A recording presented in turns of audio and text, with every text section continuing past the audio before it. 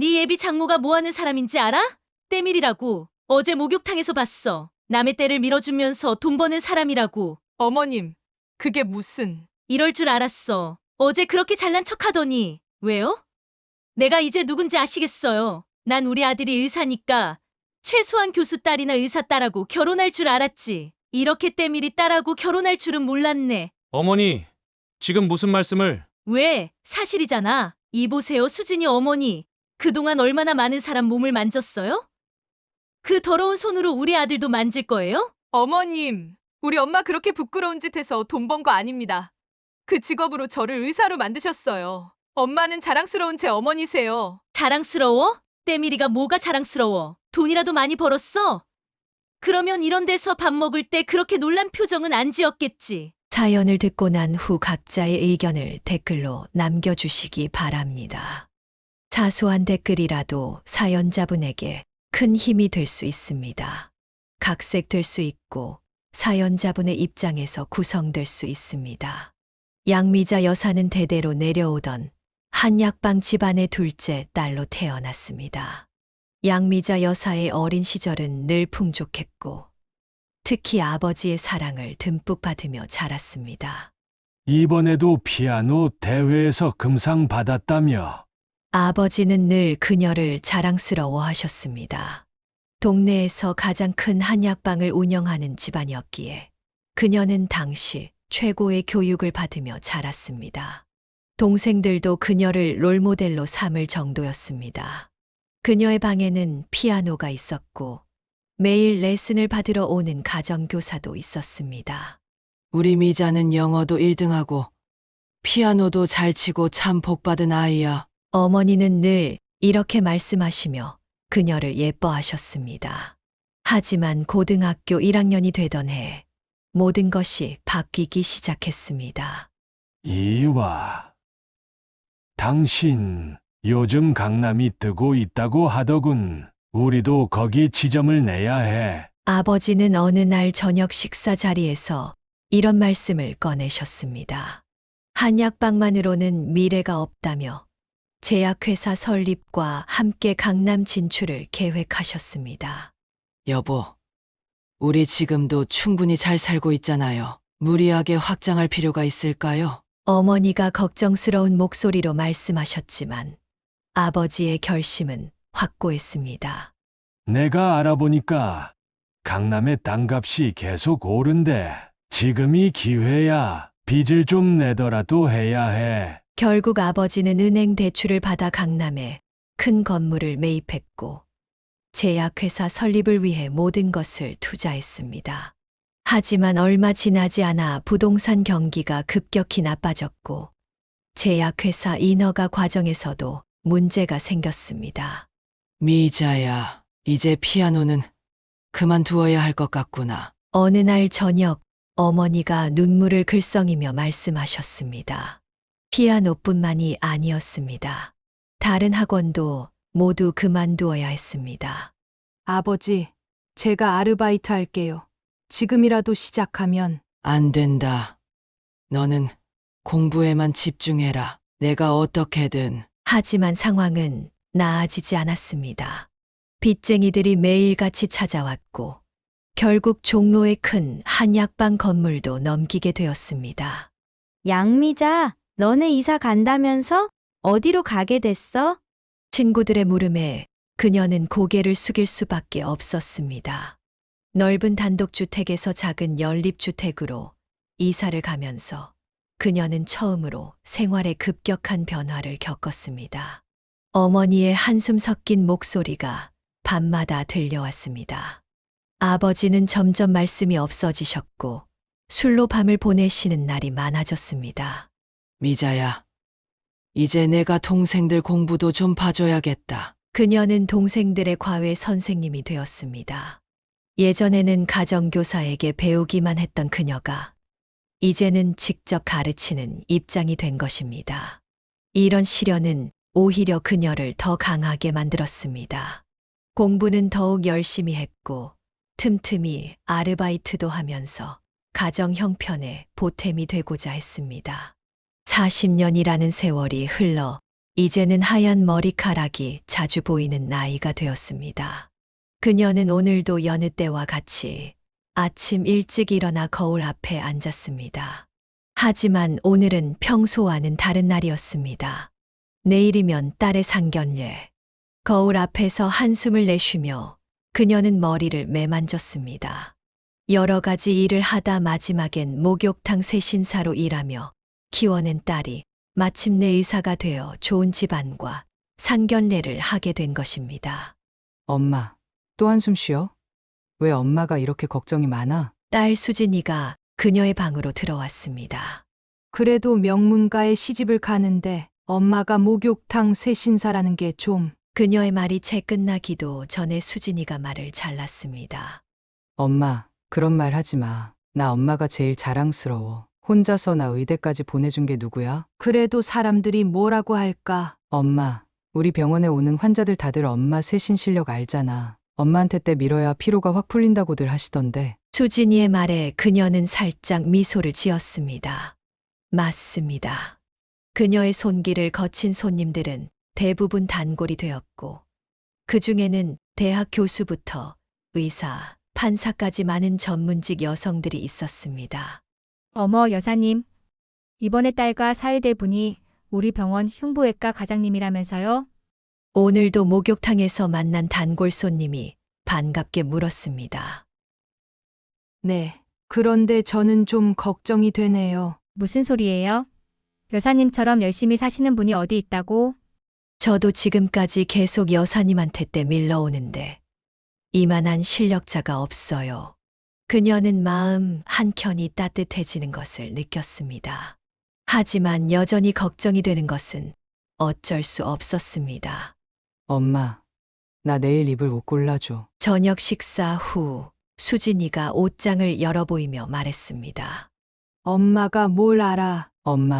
엄마야말로 매일 손님들 피부 관리해주고 마사지해주면서 트렌드 모르는 게 이상하지. 여기 있는 옷 중에 뭐가 제일 좋아? 수진이는 늘 이렇게 그녀를 세워주려 했습니다. 어릴 때부터 한 번도 엄마의 직업을 부끄러워한 적이 없었고 오히려 자랑스러워했습니다.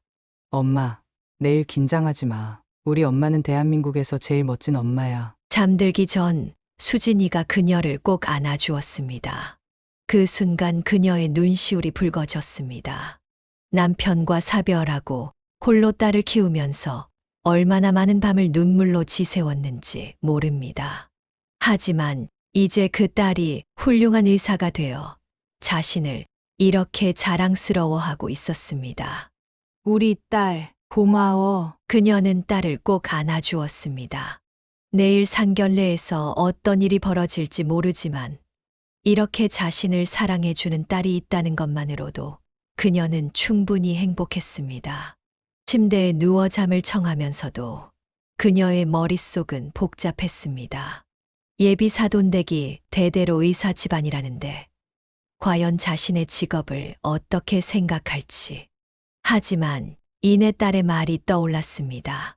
엄마, 당당하게 말해. 저는 20년차 베테랑 세신사입니다라고. 그녀는 마음을 다잡았습니다. 그래, 자신의 직업이 부끄러울 것은 없다.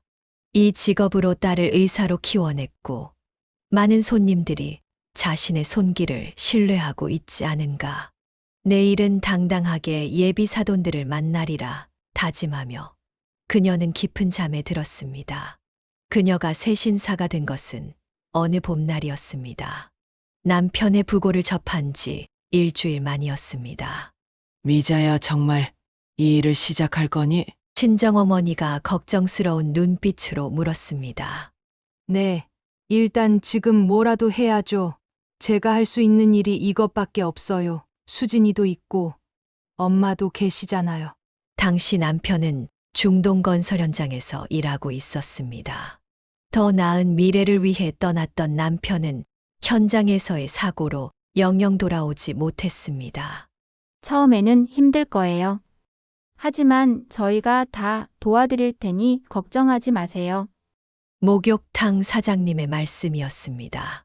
그녀는 처음 며칠간 수건을 개고 탈의실을 정리하는 일부터 시작했습니다.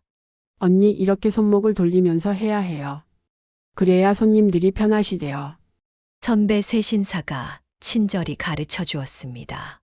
그녀는 밤마다 집에서 수건으로 연습했습니다. 엄마, 뭐해? 5살이던 수진이가 물었습니다. 응. 엄마가 잘하고 싶어서 우리 수진이 예쁜 옷도 사주고 나중에 공부도 많이 시켜주고 싶어서. 처음 한 달은 정말 힘들었습니다. 손가락이 부르트고 손목이 아팠습니다. 하지만 그녀는 포기하지 않았습니다. 양미자 씨, 오늘부터 직접 손님 받아보세요. 기본은 다 배우셨으니까. 2달이 지나자 사장님이 그녀를 믿어주었습니다. 첫 손님을 받던 날, 그녀의 손은 떨렸습니다. 어머, 손길이 참 부드럽네, 신입이세요? 첫 손님의 칭찬에 그녀는 눈물이 날 것 같았습니다. 수진아, 오늘 엄마가 첫 월급 받았어. 우리 떡볶이 먹으러 갈까? 와, 엄마 최고! 한 달 월급으로 딸과 외식을 하던 날, 그녀는 마음속으로 다짐했습니다. 이제 우리 수진이 내가 지킨다. 미자야, 언제까지 이해할 순 없지 않니? 그래도 내가 대학까지 나온 사람인데. 친정어머니는 늘 걱정하셨습니다. 하지만 그녀는 이제 자신의 선택을 후회하지 않았습니다. 엄마, 제가 이제 우리 가족 책임질게요. 제 선택이니까 걱정하지 마세요. 시간이 흐르면서 그녀의 실력은 점점 늘어갔습니다. 손님들 사이에서 소문이 나기 시작했고 단골도 생겼습니다. 미자 씨에게 때 밀어야 제대로야. 다른 분들은 뭔가 아쉬워. 이런 말을 들을 때마다 그녀는 자부심을 느꼈습니다. 힘들었던 처음의 시간들이 이제는 보람으로 바뀌어 가고 있었습니다. 이제 우리 목욕탕에서 일한 지도 오래되셨고 실력도 좋아지셨으니 급여도 올려드릴게요. 사장님의 인정을 받으면서 수입도 늘어났습니다. 이제 수진이의 학원비도 부담할 수 있게 되었고 친정어머니의 약값도 걱정하지 않아도 되었습니다. 여보, 보고 있나요? 나 잘하고 있죠? 가끔 밤하늘을 보며 남편을 그리워했지만 이제는 눈물 대신 미소를 지을 수 있었습니다. 그녀는 자신의 직업에 자부심을 가지게 되었고 이 일을 통해 가족을 지켜낼 수 있다는 것에 감사했습니다. 세월이 흘러 이제는 목욕탕의 베테랑이 되었습니다. 그 시간 동안 그녀의 손길은 수많은 사람들에게 위로가 되었고 그 시간만큼 딸 수진이도 훌륭하게 자라주었습니다. 그렇게 시간이 흘러 수진이가 중학생이 되었습니다. 그녀는 딸이 학교에서 어떤 어려움을 겪을지 몰랐습니다. 엄마, 나 오늘도 도서관에서 공부하다 올게. 어느 날 수진이가 평소보다 이른 시간에 가방을 챙기며 말했습니다. 왜 이렇게 일찍 가니? 아침도 제대로 안 먹었는데. 괜찮아. 학교 앞에서 빵 사 먹을게. 수진이의 행동이 수상했지만 바쁜 출근 시간이라 그녀는 자세히 물어볼 겨를이 없었습니다. 수진이 어머님 혹시 잠깐 시간 되세요? 그날 오후 수진이의 담임 선생님께서 전화를 주셨습니다. 수진이가 요즘 아침 일찍 와서 계단 밑에서 혼자 공부하더라고요. 친구들이랑 안 어울리는 것 같아서요. 선생님의 말씀에 그녀의 가슴이 철렁 내려앉았습니다. 수진아, 엄마한테 말해줘. 무슨 일 있는 거니? 그날 저녁 수진이를 꼭 안아주며 물었습니다.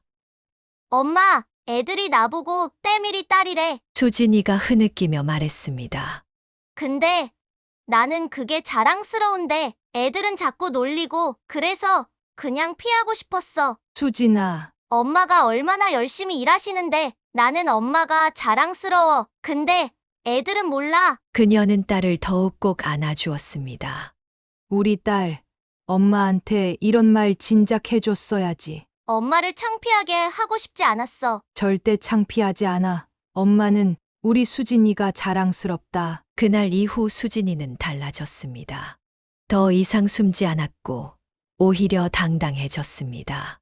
우리 엄마는 마사지 전문가야. 피부과 의사 선생님도 우리 엄마한테 때 밀러 오신다고. 수진이는 이제 친구들에게 당당히 말했습니다. 진짜. 나도 너희 엄마한테 한번 가보고 싶다. 친구들의 반응도 달라졌습니다. 엄마, 나 이번에 전교 1등 했어. 중학교 2학년 1학기 기말고사에서 수진이는 전교 1등을 했습니다.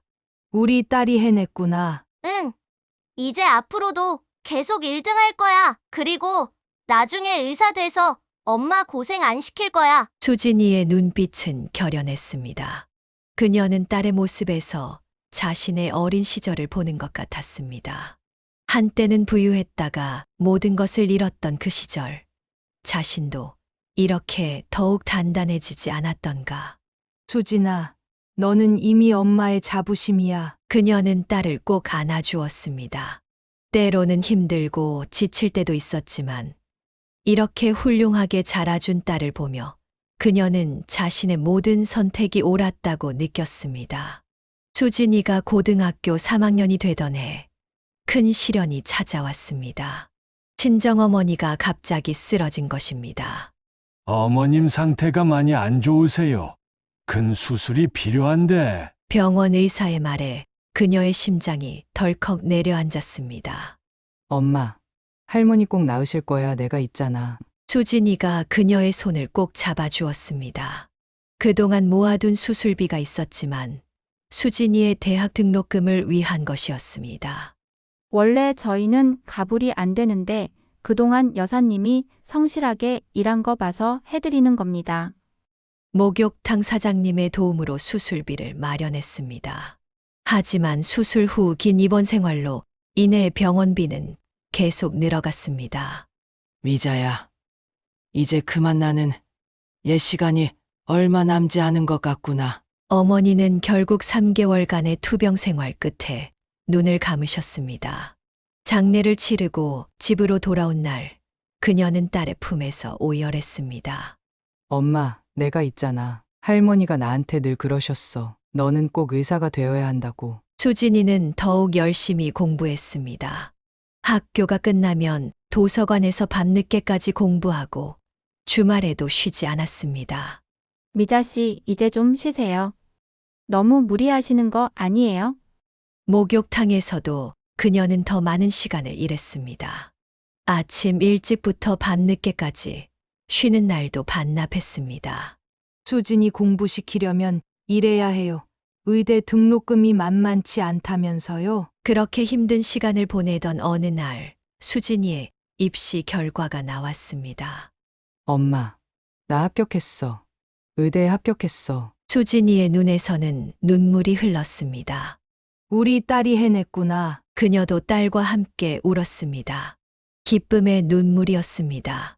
할머니가 보시면 얼마나 좋아하셨을까. 할머니는 지금 하늘에서 보고 계실 거야. 우리 수진이가 의사 되는 걸 꼭 보고 싶어 하셨는데. 하지만 기쁨도 잠시 현실적인 고민이 찾아왔습니다. 의대 등록금은 생각보다 더 비쌌습니다. 엄마, 나 장학금 신청해 볼게. 그리고 과외도 할 수 있을 것 같아. 안 돼. 의대 공부가 얼마나 힘든데 너는 공부에만 전념해. 그녀는 새벽에도 일하기 시작했습니다. 다른 목욕탕에서 아침 준비 일도 했습니다. 양 여사님, 우리 목욕탕에서도 일해주시면 안 될까요?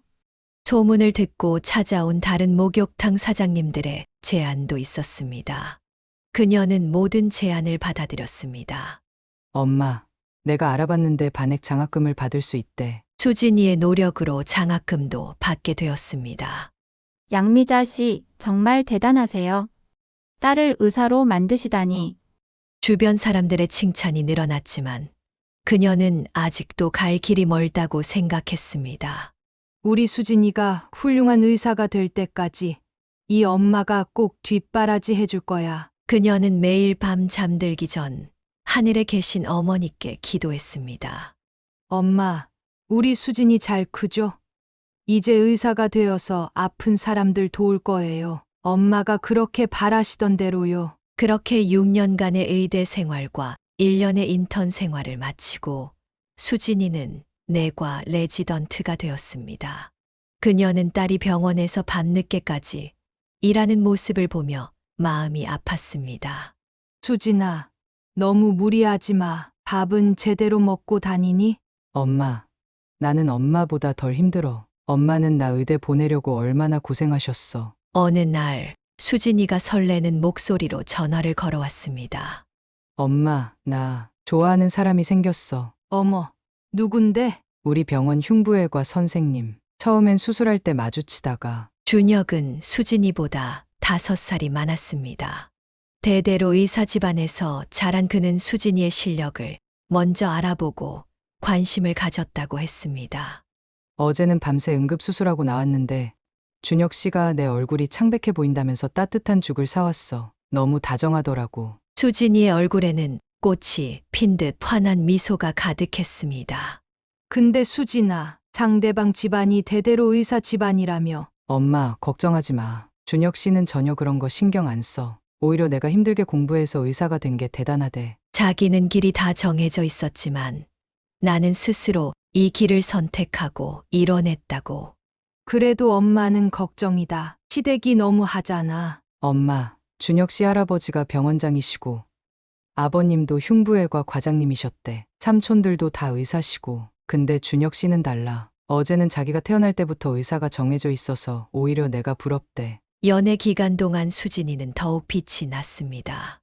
레지던트 생활의 고단함 속에서도 사랑의 설렘으로 하루하루를 보냈습니다. 우리 딸, 이제 의사 선생님이랑 연애하네. 그게 어제는 수술실 간호사들이 우리 보고 병원의 로미오와 줄리엣이래. 1년이 지나고 어느 날 수진이가 퇴근 후 집에 들렀습니다. 엄마, 준혁 씨가 프로포즈했어. 정말? 어떻게? 수술실에서 했어. 힘든 수술 끝나고 나한테 반지를 내밀더라고. 그녀는 딸의 행복한 모습에 안도했습니다. 하지만 한편으로는 걱정도 되었습니다. 수진아, 정말 결혼하고 싶은 거니? 응. 엄마, 준혁 씨는 정말 좋은 사람이야. 자기 부모님도 엄마 직업에 대해 전혀 편견이 없다고 했어. 오히려 자수성가한 게 대단하다고 하셨대. 양미자 여사님, 따님 소식 들었어요. 의사 선생님하고 결혼하신다면서요? 목욕탕 단골 손님들도 축하해 주었습니다. 네, 좋은 사람 만난 것 같아요. 근데 저는 아직도 조금 걱정이 되네요. 따님 잘 키우셨잖아요. 이제 편하게 사실 차례예요. 우리 목욕탕 단골 의사 선생님들도 다들 칭찬이 자자하다던데요. 수진이는 매일 밤 퇴근길에 전화를 걸어왔습니다. 연애 이야기, 병원 이야기, 결혼 준비 이야기로 통화는 늘 길어졌습니다. 엄마, 다음 달에 상견례 하기로 했어. 준혁 씨 부모님이 우리 예약해둔 레스토랑으로 오시기로 했어. 그저 딸의 행복한 모습에 기뻐하며 상견례 날 입을 옷을 고르고 있었을 뿐입니다. 상견례를 며칠 앞둔 어느 저녁, 수진이가 전화를 걸어왔습니다. 엄마, 준혁 씨가 먼저 인사드리고 싶대. 주말 저녁에 잠깐 들러도 되지? 그녀는 갑작스러운 방문에 당황했습니다. 주말에? 그래, 한번 와. 엄마, 준혁과 격식 차리지 말고 편하게 뵙고 싶다고. 저녁 무렵 정장 차림의 김준혁이 와인 한 병을 들고 그녀의 집을 찾았습니다. 어머님, 늦은 시간에 죄송합니다. 수진이한테 많은 얘기 들었습니다. 그는 예의 바르고 겸손한 모습이었습니다. 어머님, 사실 외갓집도 시장에서 생선 장사를 하셨다고 해요. 어머니께서 평생 딸을 위해 고생하셨다는 얘기 듣고 우리 외할머니 생각이 났습니다. 그의 말에 그녀는 놀랐습니다. 정말요? 준혁 씨 외가도 시장에서. 네, 그래서 전 더 잘 알아요. 장사가 얼마나 힘든지. 어머님께서 혼자 수진이를 의사로 키워내신 게 정말 대단하세요. 수진이는 옆에서 흐뭇한 미소를 지었습니다. 엄마, 내가 그랬지? 준혁 씨는 전혀 편견이 없다고. 어머님, 제가 수진이랑 결혼하면 어머님도 제 친어머니처럼 잘 모시겠습니다. 그의 진심 어린 말에 그녀의 마음이 따뜻해졌습니다. 고생했다고 들었어요. 수진이 혼자 키우시느라 이제는 제가 수진이도 어머님도 잘 모시겠습니다. 준혁아, 보니까 정말 좋은 사람인 것 같네. 처음으로 그녀는 딸의 예비 신랑을 반말로 불렀습니다. 어머님, 제가 하나 부탁드려도 될까요? 저도 어머님이라고 편하게 불러주시면 좋겠어요. 준혁의 따뜻한 말에 그녀의 눈시울이 붉어졌습니다. 어머님, 상견례 때 우리 어머님이 조금 긴장하실 수 있어요. 대대로 의사 집안이라 체면을 중요하게 생각하시거든요. 하지만 걱정 마세요. 그의 말에 그녀는 조금 안심이 되었습니다. 나도 최선을 다해 볼게. 다음 날 아침 그녀는 오랜만에 가벼운 발걸음으로 목욕탕으로 향했습니다.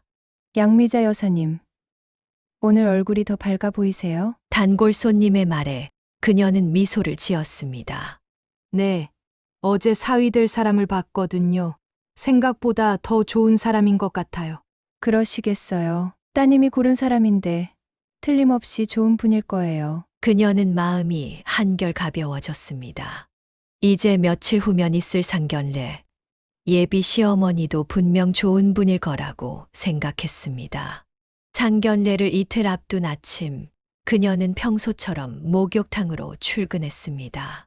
단골 손님들과 인사를 나누며 하루를 시작하려는데 처음 보는 손님이 들어왔습니다.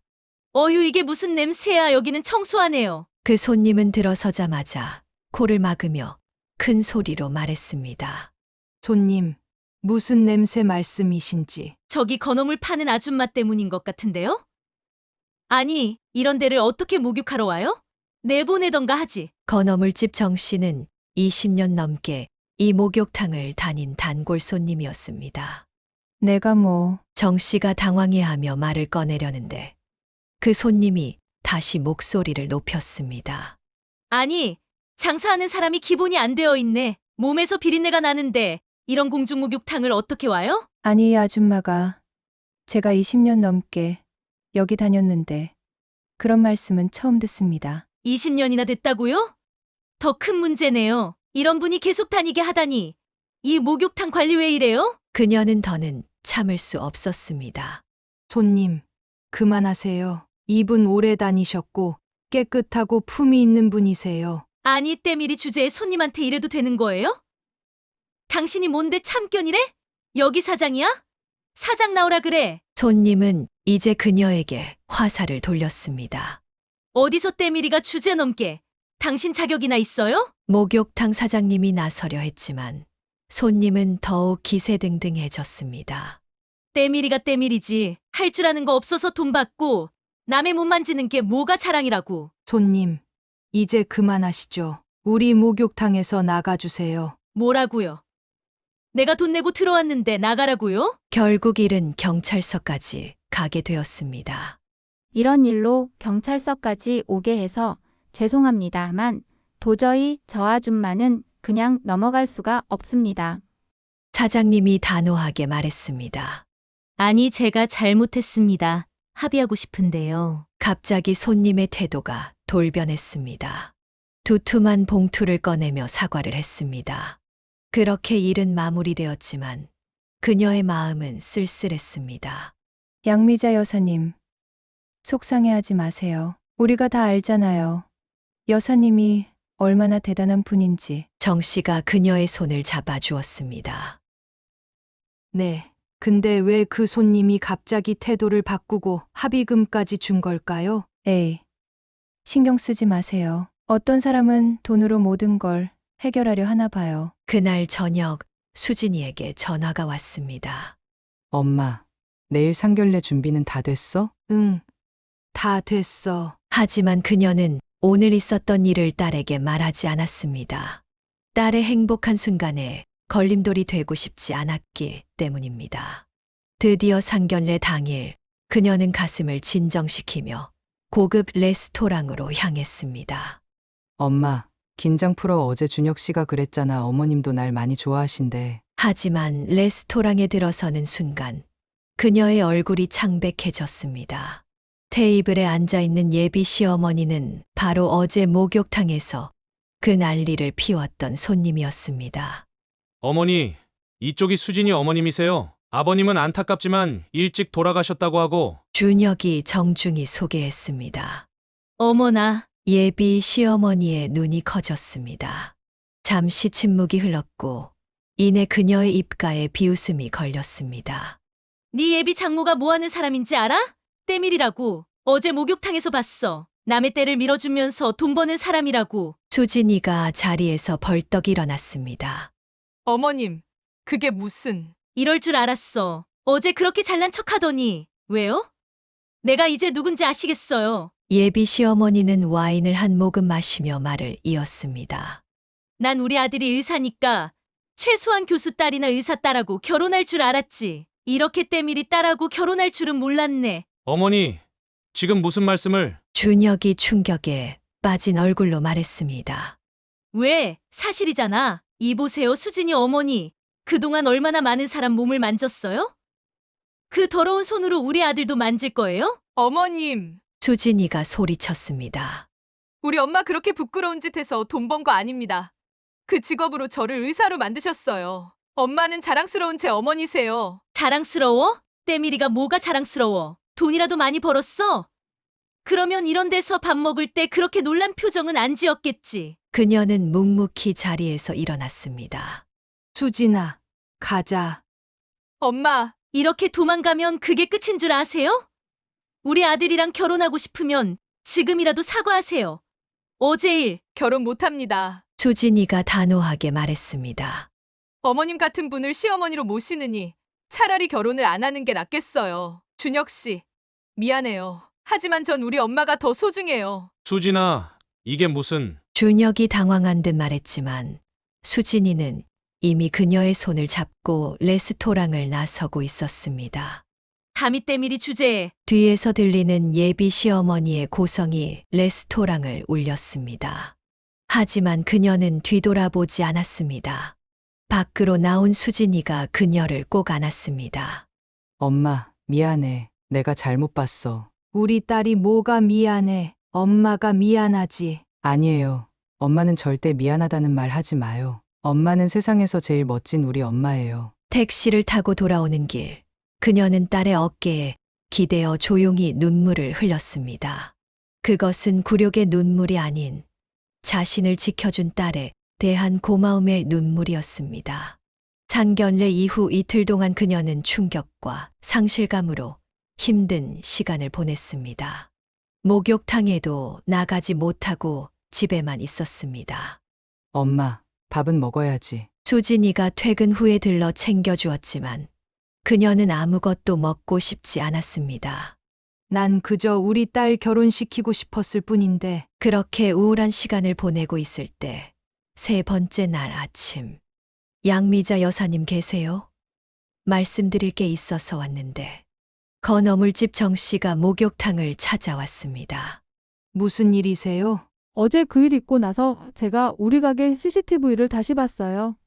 정 씨는 떨리는 손으로 휴대폰을 꺼냈습니다.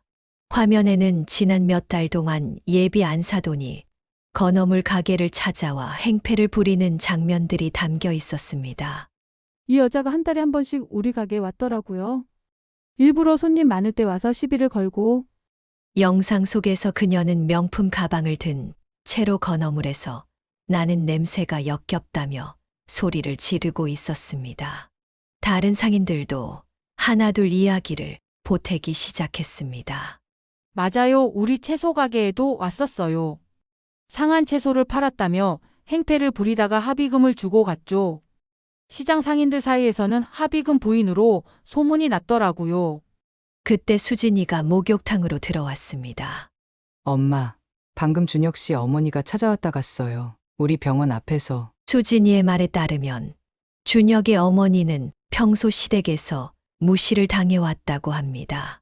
아무리 명품으로 치장해도 시댁 식구들은 돈으로 산 며느리라며 무시했고 그 스트레스를 서민들을 괴롭히는 것으로 풀어왔다는 것입니다. 자기가 모든 걸 실토했어요. 시장 상인들을 괴롭히면서 우월감을 느꼈다고. 특히 엄마가 새 신사라는 걸 알았을 때는 정말 기뻐했대요. 뭐라고? 자기보다 더 낮은 신분의 시어머니를 만나게 될 거라고 생각하고 드디어 자신도 누군가를 무시할 수 있게 됐다고 좋아했대요. 목욕탕에 모인 사람들은 충격에 빠졌습니다. 그동안 우리를 괴롭힌 게 다 계획적이었다는 거네요. 정 씨가 한숨을 쉬었습니다. 이런 식으로라도 우월감을 느끼고 싶었대요. 시댁에서 받은 상처가 너무 커서. 수진이의 눈에는 분노가 서려 있었습니다. 하지만 이건 변명이 될 수 없어요. 다른 사람들을 괴롭히면서 자신의 상처를 치유하려 했다니. 그녀는 묵묵히 앉아 있었습니다. 자신을 비롯한 많은 사람들이 한 사람의 상처받은 마음의 희생양이 되었다는 사실에 깊은 허탈감을 느꼈습니다. 처음에는 그녀도 의아했습니다. 그토록 당당하고 도도하던 예비 안사돈이 하루아침에 이렇게 달라진 것이 이해되지 않았습니다. 엄마, 내가 알아봤어. 다음 날 아침 수진이가 알려주었습니다. 준혁 씨 아버님이 얼마 전에 대학병원 의료원장으로 내정되셨대요. 다음 달에 공식 발표 예정이었는데. 그게 무슨 상관이? 어머님이 그동안 했던 행동들이 알려지면 아버님 의료원장 자리가 날아갈 수도 있대요. 요즘 의료계에서는 배우자의 도덕성까지 엄격하게 본대요. 그제서야 그녀는 이해가 갔습니다. 예비 안사돈의 갑작스러운 태도, 변화는 남편의 승진 때문이었던 것입니다. 게다가 준혁 씨 할아버님께서 재산 분배를 앞두고 계시대요. 자식들 중에 누가 병원을 물려받을지 결정하시는 중이라는데. 아, 그래서. 네, 만약 어머님의 행실이 알려지면 아버님은 병원 상속은커녕 의료원장 자리도 못하실 거예요. 수진이의 설명을 들으니 모든 것이 명확해졌습니다. 예비 안사돈의 갑작스러운 방문과 눈물의 사과는 순수한 반성이 아닌 가문의 이익을 지키기 위한 것이었습니다. 어머님이 시장 상인들 괴롭힌 거 CCTV에 다 찍혔잖아요. 그걸 가지고 있는 한 어머님은 꼼짝 못하세요. 수진아, 너. 엄마, 전 이제 의사예요. 환자를 대하면서 배웠어요. 때론 아픈 만큼 치료도 강하게 해야 한다는 거요. 그녀는 딸을 바라보았습니다. 언제 이렇게 성장했나 싶었습니다. 어머님은 그동안 돈으로 모든 걸 해결하려고 하셨어요. 하지만 이번엔 돈으로는 해결할 수 없죠. 시댁의 재산과 명예가 걸린 문제니까요. 수진이의 말대로였습니다. 예비 안사돈이 그토록 무릎을 꿇으며 빌 수밖에 없었던 이유가 바로 여기에 있었던 것입니다. 근데 수진아, 너무 가혹한 거 아닐까? 엄마, 어머님은 그동안 수많은 사람들에게 상처를 주셨어요. 이번 기회에 진정한 반성을 하셔야 해요. 그래야 어머님도 달라지실 수 있어요. 그녀는 고개를 끄덕였습니다. 어쩌면 이것이 예비 안사돈에게는 축복일지도 모른다는 생각이 들었습니다. 20년간 시댁의 구박에 시달리며 쌓인 상처를 풀 수 있는 기회이자 진정한 반성을 통해 새 사람이 될 수 있는 기회였으니까요. 수진이의 말을 들으며 그녀는 깊은 생각에 잠겼습니다. 예비 안사돈이 왜 그토록 자신을 무시하고 싶어 했는지, 왜 그렇게까지 다른 사람들을 괴롭혔는지, 그 이면에는 깊은 상처가 있었습니다. 알고 보니 시댁에서 20년은 그녀에게 긴 굴욕의 시간이었습니다. 생선장사의 딸이라는 이유로 시작된 차별은 날이 갈수록 심해졌습니다. 그리고 그 긴 세월 동안 쌓인 상처는 결국 다른 이들을 향한 폭력이 되어 돌아왔습니다. 결혼식 전날 시어머니는 다른 친척들에게 이렇게 말했습니다. 큰 며느리는 대학 교수 딸이고 작은 며느리는 판사 딸인데 셋째 며느리는 좀 급이 다르네요 하는 수 없죠. 아들이 고집을 부리는 걸. 결혼 첫날부터 그녀는 비린내 나는 며느리라는 별명이 붙었습니다. 아무리 향수를 뿌리고 치장을 해도 시어머니는 늘 코를 막았습니다. 아유, 역시 생선장사 딸이라 그런가. 몸에 밴 비린내가 지워지지를 않네. 명절이면 더욱 심했습니다. 음식을 준비해도 시어머니는 손님들 앞에서 일부러 말을 흘렸습니다. 우리 셋째 며느리가 좀 서투르네요. 워낙 어려운 집에서 자라서 이것밖에 못하나 봐요. 설상가상으로 시누이들도 그녀를 괴롭혔습니다. 명품 가방을 일부러 그녀 앞에서 자랑하고 값비싼 옷을 보여주며 놀리곤 했습니다. 가장 큰 상처는 아들 준혁이 태어났을 때였습니다. 출산 직후 시어머니는 아이를 데려갔습니다. 우리 가문의 피줄을 어떻게 생선장사 딸한테 맡기나. 내가 키워야지. 한 달에 한 번, 그것도 시어머니 감시하에서만 아들을 볼 수 있었습니다. 전 몸살로 고통스러워도 아들 곁에 갈 수 없었습니다. 이런 모욕을 견디다 못한 그녀는 돈으로라도 인정받으려 했습니다. 남편이 번 돈으로 명품을 사들이기 시작했습니다. 시댁 모임에 나갈 때마다 새 옷, 새 가방으로 무장했습니다. 하지만 이런 노력은 더 큰 조롱거리가 되었습니다. 천박하게 명품으로 휘감으면 없던 품위가 생기나. 시어머니의 이런 말은 그녀의 자존심을 완전히 짓밟았습니다. 결국 그녀는 다른 방법을 선택했습니다. 자신보다 더 약한 사람들을 찾아 무시하기 시작한 것입니다. 처음에는 아파트 경비원들을 괴롭혔고, 그 다음은 재래시장 상인들이었습니다. 특히 생선가게나 건어물 가게를 찾아가 시비를 걸었습니다. 자신의 부모님이 하던 일을 하는 사람들을 무시함으로써 뒤틀린 방식으로 과거의 자신을 부정하려 했던 것입니다. 그래서 양미자 여사의 존재를 알았을 때 그토록 기뻐했던 것입니다. 드디어 자신도 누군가를 정당하게 무시할 수 있다고 생각했기 때문입니다. 시댁에서 받은 20년의 상처를 때밀이 시어머니를 무시하면서 치유하려 했던 것입니다. 하지만 그녀의 계산은 완전히 빗나갔습니다. 오히려 자신의 추한 민낯이 드러나고 모든 것을 잃게 된 것입니다. 그날 저녁 누군가 그녀의 집 초인종을 눌렀습니다. 문을 열어보니 예비 안사돈이 서 있었습니다. 화려한 명품은 온데간데 없고 수수한 차림이었습니다. 들어오세요. 그녀가 차분하게 말했습니다. 제발 저희 집엔 비밀로 해주세요. 예비 안사돈은 현관에서부터 무릎을 꿇었습니다. 일어나세요. 안으로 들어와서 이야기해요. 전 이대로가 좋습니다. 제가 잘못했어요. 그때 수진이가 방에서 나왔습니다. 어머님, 그렇게 무릎 꿇으실 때가 아닌 것 같은데요. 시장 상인분들 앞에서 무릎 꿇으셔야 하는 거 아닌가요? 수진아, 네, 맞아요.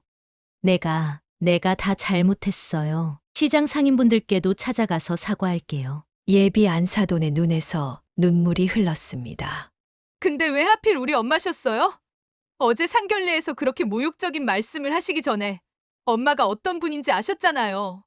그게 내가 잠시 미쳤었나 봐. 시댁에서 계속 무시당하는데 드디어 나보다 더 낮은 신분이 들어온다고 하니까. 낮은 신분이요?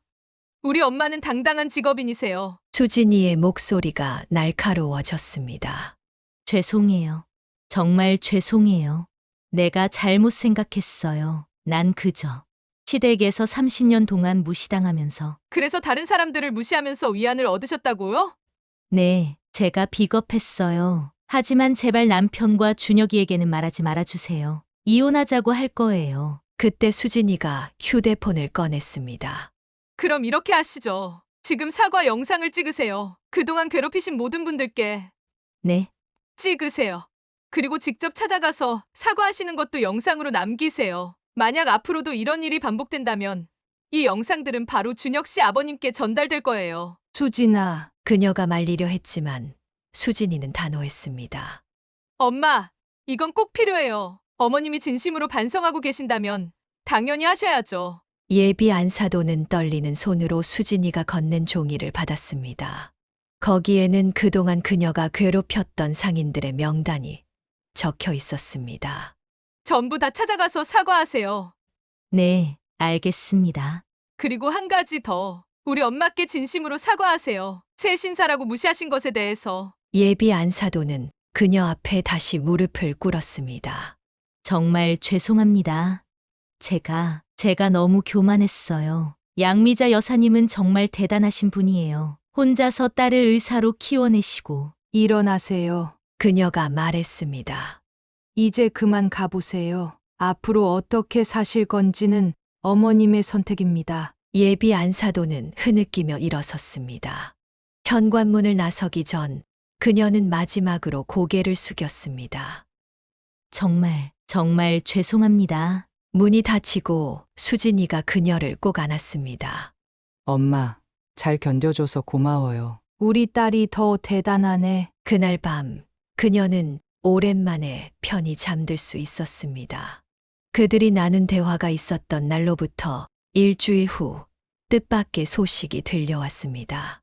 엄마, 큰일 났어요. 수진이가 퇴근 후 급하게 집으로 들어왔습니다.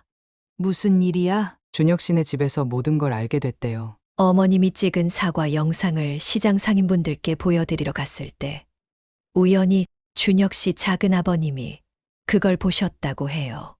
알고 보니 준혁의 작은 아버님은 그 시장 근처에서 자주 장을 보시는 단골이었습니다.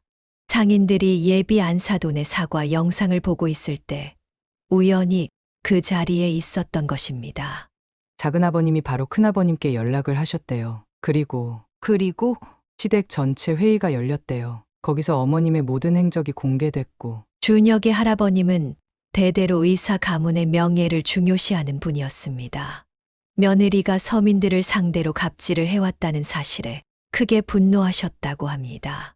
할아버님께서 아버님을 호출하셨대요. 내 집사람이 이런 짓을 하고 다녔는데 어떻게 책임질 거냐고. 더욱 충격적인 것은 예비 안사돈의 과거 행적도 모두 드러났다는 것입니다. 다른 지역의 시장에서도 비슷한 일들이 있었고 그동안 합의금으로 무마해왔다는 사실이 밝혀진 것입니다. 아버님이 어머님께 이혼을 요구하셨대요. 가문의 명예를 지키기 위해서는 어쩔 수 없다고. 세상에. 게다가 할아버님께서 이런 사람과 살림을 같이 했다는 이유로 아버님의 병원 상속권도 박탈하신다고 하셨대요. 예비 안사돈의 행동이 결국 가족 전체에게 돌이킬 수 없는 상처를 남긴 것입니다. 그날 밤 준혁에게서 문자가 왔습니다. 수진이가 이런 어머니의 며느리가 되지 않아서 다행입니다. 죄송합니다. 그리고 며칠 후 예비 안사돈은 결국 시댁에서 쫓겨나게 되었습니다. 그동안 시댁에서 받았던 모든 재산과 명품들도 반환해야 했습니다.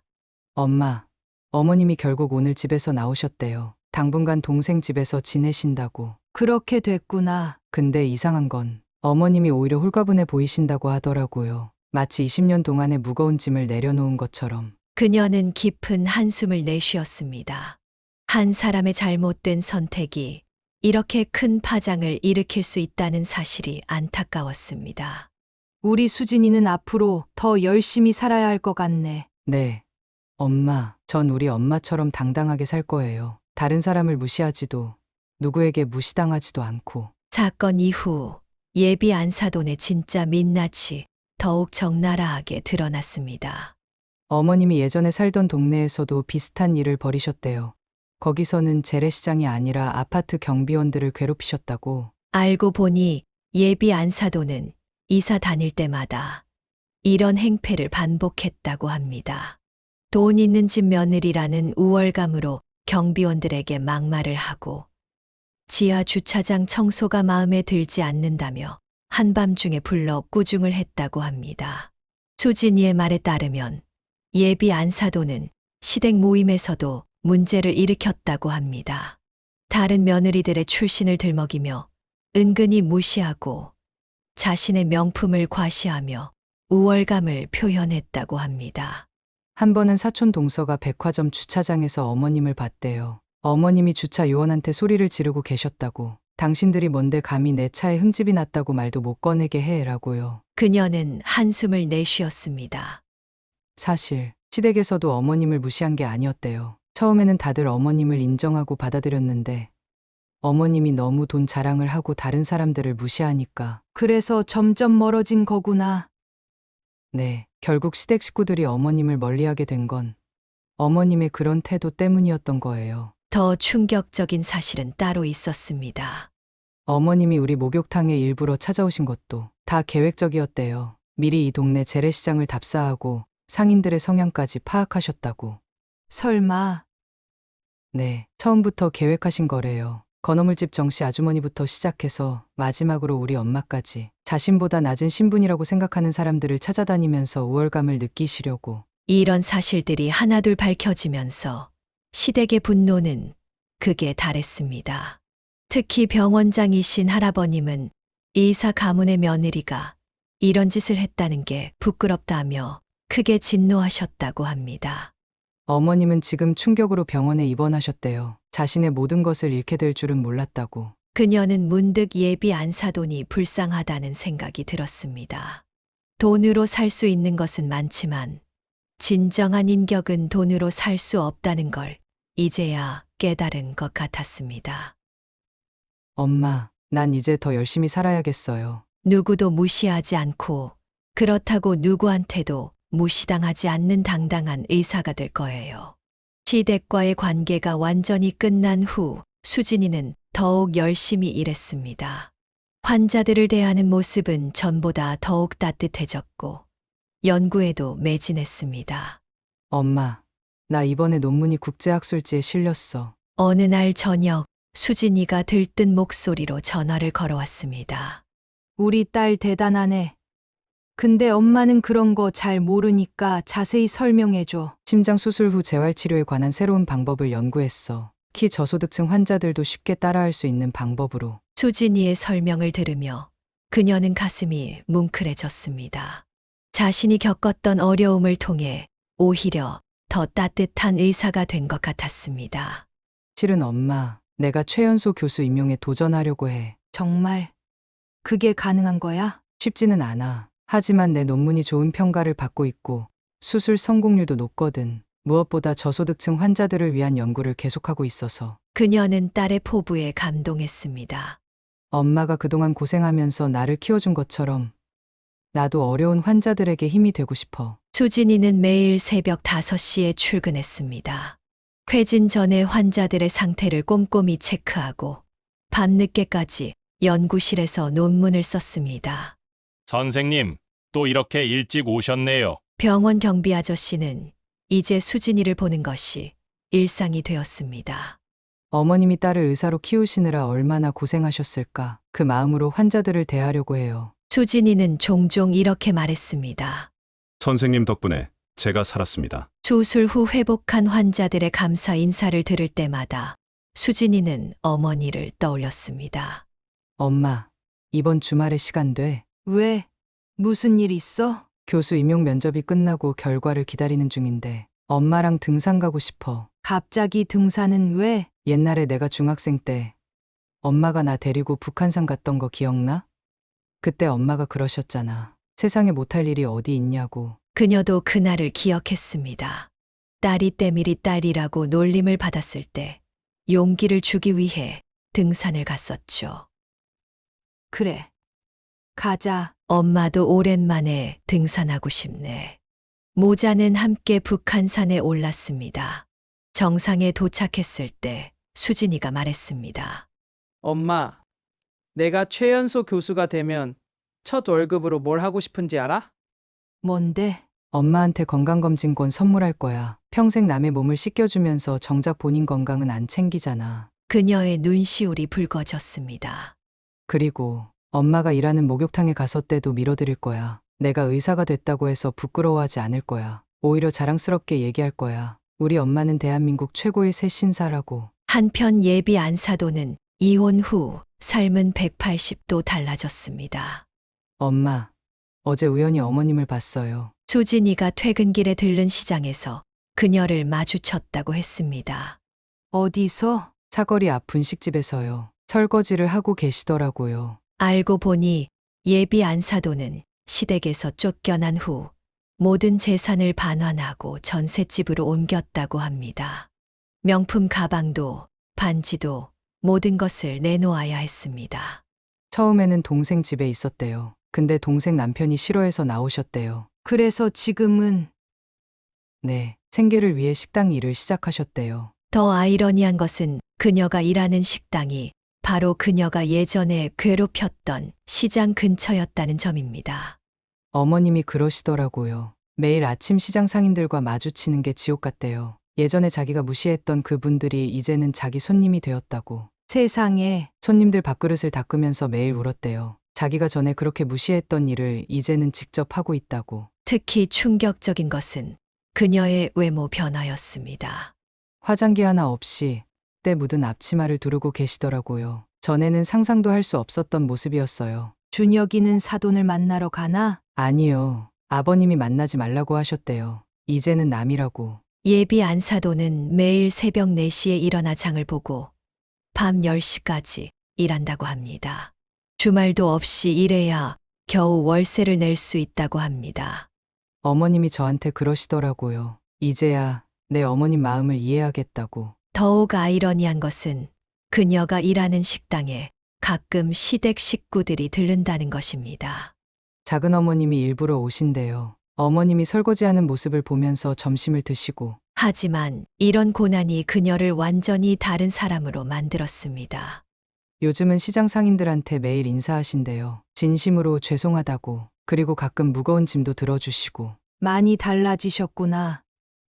네, 어제는 제가 보는 앞에서 우시더라고요. 내가 이렇게 살아야 했던 거구나. 이래야 진짜 사람이 되는 거구나 하시면서. 그녀의 진심 어린 반성은 조금씩 시장 사람들의 마음을 움직이기 시작했습니다. 어제는 건어물집 정씨 아주머니가 어머님한테 김치를 주셨대요. 이제 좀 살이 빠지셨다면서요. 인생의 쓴맛을 제대로 보고 나서야 그녀는 진정한 삶의 의미를 깨달은 것 같았습니다. 엄마, 어머님 보면서 다시 한번 느꼈어요. 우리 엄마가 얼마나 대단하신지. 1년이 지난 어느 날 그녀는 여전히 목욕탕에서 손님들의 때를 밀어주고 있었습니다. 양미자 여사님 그때 그 일 기억나세요? 단골 손님인 건어물집 정씨가 물었습니다. 아이고, 그 얘기를 왜 또, 지금 생각해도 참, 우리 수진이가 그런 집안하고 결혼할 뻔했다니 아찔해요. 목욕탕 이모님들도 대화에 끼어들었습니다. 그러게 말이에요. 얼마나 독한 사람이었으면 시댁에서도 내쫓겼겠어요. 제가 지난번에 분식집에서 봤어요. 하도 달라진 모습이라 처음엔 알아보지도 못했다니까요.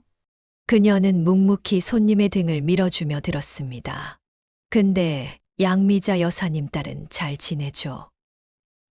네, 이제 곧 교수 될 거래요. 정말요? 아이고 축하드려요.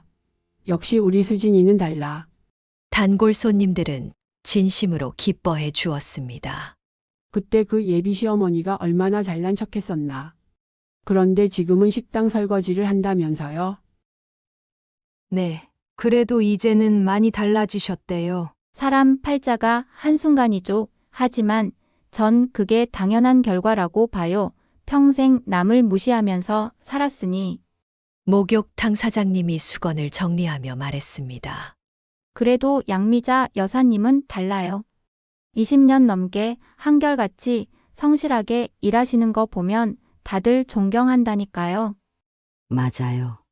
우리 며느리도 항상 양미자 여사님한테 때 밀어달래요. 손길이 정성스럽다고. 그녀는 쑥스러워하며 웃었습니다. 과찬이세요. 과찬이 아니라 사실이죠. 딸도 훌륭하게 키우시고. 문득 수진이에게서 전화가 왔습니다. 엄마, 나 오늘 일찍 퇴근할 수 있을 것 같아. 목욕탕에서 기다리고 있을게. 오늘은 왜? 그냥 옛날처럼 엄마한테 때 밀어달라고 하고 싶어서. 그녀의 눈시울이 붉어졌습니다. 양미자 여사님, 우리 수진이 왔나 봐요. 목욕탕 손님들이 반갑게 맞이했습니다. 어머, 수진 선생님. 오랜만이에요. 선생님. 지난번에 우리 아들 수술해 주셔서 감사해요. 수진이는 환자 가족을 만난 것이 반가운 듯 웃으며 인사했습니다. 엄마, 이제 내가 엄마 때 밀어드릴게요. 아이고, 바쁜 의사 선생님이 무슨. 엄마, 나 이제 곧 교수 되면 더 바빠질 텐데 가끔은 이렇게 시간 내서 엄마랑 있고 싶어. 그날 저녁 딸과 함께 집으로 돌아가는 길에 그녀는 생각했습니다. 1년 전에 그 사건이 오히려 축복이었던 것 같다고. 그리고 지금 이렇게 딸과 함께 있을 수 있다는 것이 얼마나 감사한 일인지. 엄마, 나 배고파. 우리 떡볶이 먹고 갈까? 그래, 가자. 어머니와 딸은 손을 잡고 시장 골목으로 향했습니다. 그곳에는 이제 예비 안사돈이 일하는 분식집도 있었지만 그들은 더 이상 그 일을 떠올리지 않기로 했습니다. 지나간 일은 지나간 대로 의미가 있었고 이제는 새로운 이야기를 써나갈 시간이니까요. 사연을 듣고 댓글을 남겨주시기 바랍니다. 사소한 의견일지라도 사연자분에게는 큰 힘이 됩니다. 노골적인 악성 댓글은 사연자분에게 상처가 될 수 있으니 삼가 주시기 바랍니다.